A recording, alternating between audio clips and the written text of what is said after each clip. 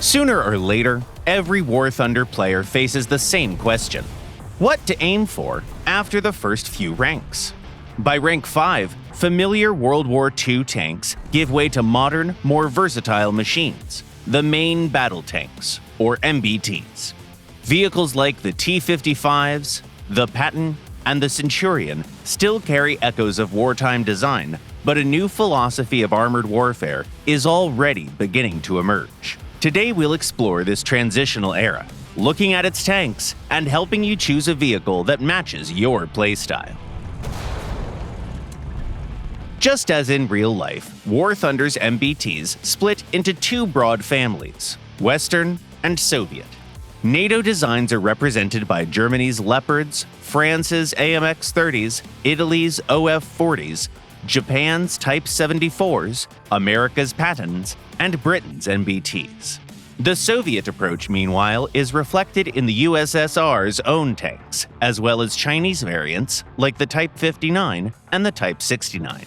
Western MBTs are usually fast and agile, with relatively light armor and a focus on long-range engagements. Their doctrine is simple: the tank that gets into position first and fires accurately wins. Excellent gun depression also makes them very effective on hilly terrain. The German Leopard MBT embodies this concept perfectly.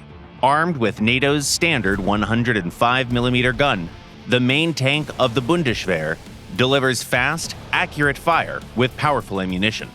Combined with superb optics and high mobility, the Leopard excels as a sniper.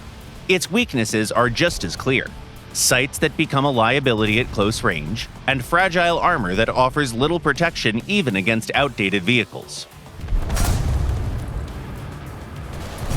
The same design concept can be seen in France, Italy, and Japan, each with its own twist, of course. The French AMX-30 stands out for its excellent reverse speed and locally developed high-performance heat rounds. Japan's Type 74 has somewhat better protection, comes with a stabilizer, and uses hydropneumatic suspension to tilt its hull, providing it with firing positions unavailable to most other tanks. Both the AMX-30 and the Type 74 use lower magnification optics compared to the Leopard. Italy's OF-40 is a completely different story. Its fire control system combines high magnification optics with a laser rangefinder and a ballistic computer that instantly adjust your aim for the right range with just the push of a button.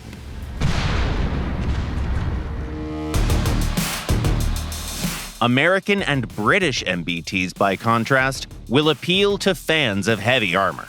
The American M48s and M60s, as well as the British Centurions and Chieftains, are much better protected than the Leopard. Certain models stand out even more, such as the M60A1 AOS, a variant of the American MBT with a stabilized gun. Its thick frontal armor resists Soviet shells with explosive filler, and even some sub-caliber rounds of fellow NATO tanks. And its stabilizer enables accurate fire on the move.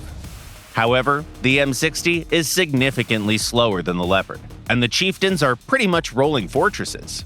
These sluggish tanks with sturdy turrets are perfect for defensive firefights at medium to long ranges. Still, Britain also offers lighter, export-oriented tanks, such as the Vickers Mark I and Mark III, which play more like the Leopard. For those who want both speed and armor, Soviet engineers developed the T-55 and T-62. These tanks combine solid firepower with decent protection and only slightly fall behind other MBTs in terms of mobility. The trade-off for their prowess is the fact that they suffer from a range of small drawbacks, such as slow aiming speed, poor reverse speed, and limited gun depression, that can become a real issue on hilly terrain. Their optics are also noticeably worse than those used by their Western counterparts. But then again, these tanks are designed for engagements where 16 times zoom is hardly necessary. If you have a good plan, Soviet MBTs excel at offensive pushes. You can also find vehicles of this type in the rosters of Sweden, Israel, and Warsaw Pact countries, like the Finnish T-55M sitting in the Swedish tech tree. Meanwhile, China offers a more balanced approach, The Type 59 and other Chinese tanks broadly follow Soviet designs, but feature stabilizers, laser rangefinders, and other handy upgrades, even in earlier models.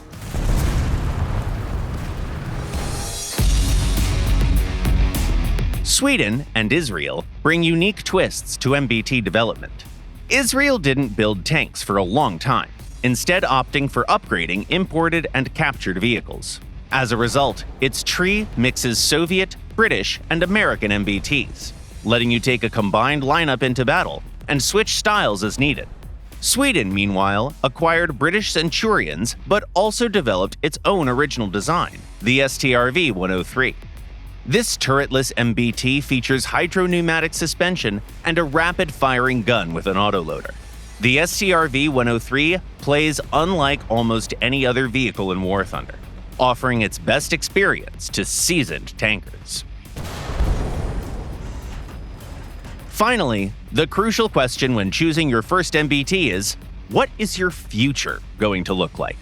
In other words, what awaits you at higher ranks? Later German and French MBTs continue their predecessor's style, but add stronger armor on top of speed and firepower. Italy doubles down on mobility and firepower, while Japan keeps its hydropneumatic suspension and equips its tanks with speedy autoloaders. The USA expands on both speed and protection. Basically, all late MBTs, from Soviet to Chinese ones, are more refined versions of their earlier designs. Once again, though, there are the same familiar outliers: Sweden and Israel.